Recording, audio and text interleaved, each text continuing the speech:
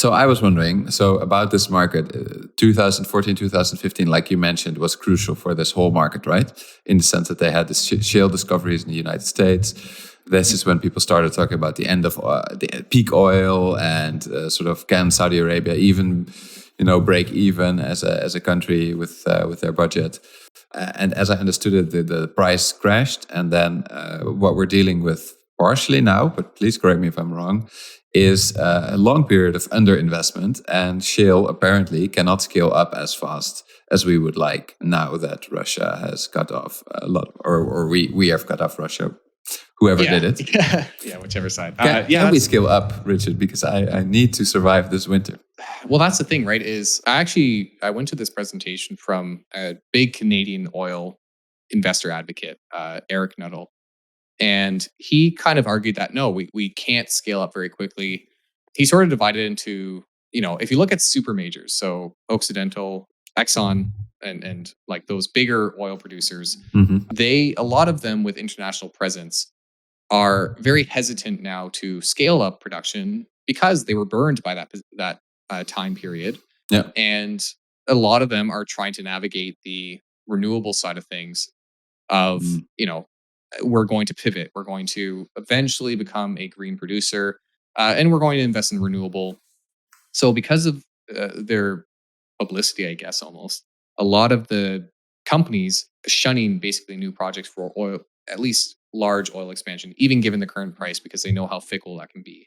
And I believe I might be misquoting him. And again, this is an analyst who really likes oil and gas, so take that with a grain of salt. But I believe he, specifically Canadian oil and gas, so he's obviously going to argue that it's harder for competitors to do well. But I think he argued something along the lines of that it would take them, even if they wanted to expand into oil, it would take them to build the infrastructure about 4 to 5 years to get oil out of the ground for a project that's already been planned out for them. So it takes time to build up the infrastructure for an oil and gas well, right? Because it's not just building the infrastructure; it's actually testing the ground, finding where the oil reservoir is located, and the most optimal place to put your well to extract that. There's a lot of engineering that goes into it.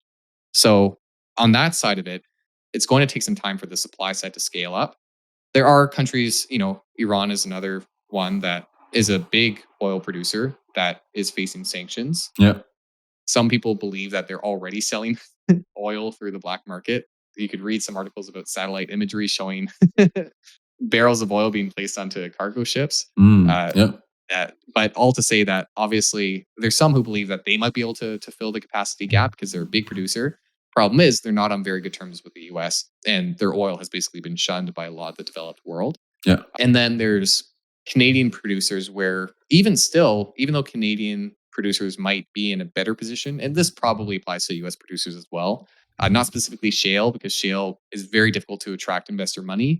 Even though they can very quickly seemingly grow production, they also have very slim margins. So that's the thing to consider. But even now, with prices this high, why can't they scale up now and get a nice... It's not... They would make money at this price. It's to say that investors aren't willing to take the risk. Yeah, okay. That's kind of... It's sort of like a muscle memory thing, where it's the same reason why after 2008, you probably didn't have a whole lot of investors... housing in the US didn't have a whole lot of supply for a while, where a lot of home builders, even though prices might have started to recover, it took them a very long time to start building houses. And even to this day, if I'm not mistaken, home building activity in the US is still below 2008 levels. And prices have increased quite a bit, possibly as a result of that.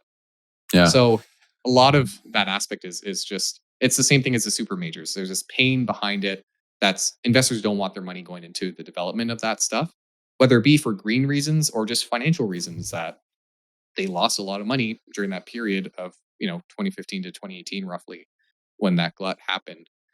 So that's the problem with, even though we have this, call it a perfect situation to build something in the short term anyway, in terms of, if you were able to sell oil today, you would make a lot of money. A lot of people just aren't willing to take the risk, thinking that if oil prices were to normalize 2 years from now, it's tricky too. If you build infrastructure that takes 5 years, but California's banning gas vehicles in 2035, well, that only gives you 5. If you extrapolate, California is a rare case, but if you extrapolate that and say people are going to try to cut down their consumption, a lot of people don't want to invest in a short-term project that takes 5 years to build. So supply constraint is definitely a big variable and a big part of a lot of investor theses Yeah, yeah, around yeah. oil and gas.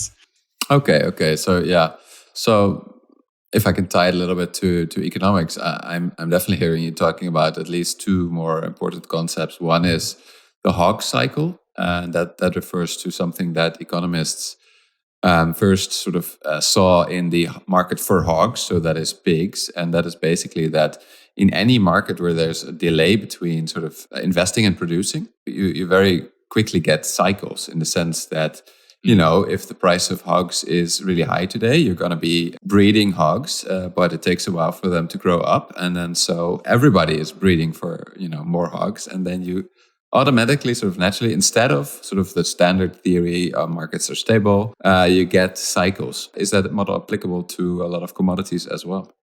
I would say so. I mean, at the end of the day, the vast majority of commodities have quite a bit of lag Mm-hmm. time to lead to production, and that applies to mining. That applies to oil and gas.